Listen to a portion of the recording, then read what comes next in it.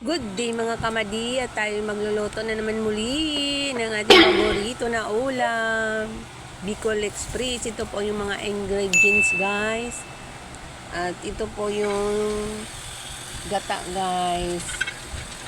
At lalagyan ko po siya ng gata na aking gagawin ngayon guys na Bicol Express.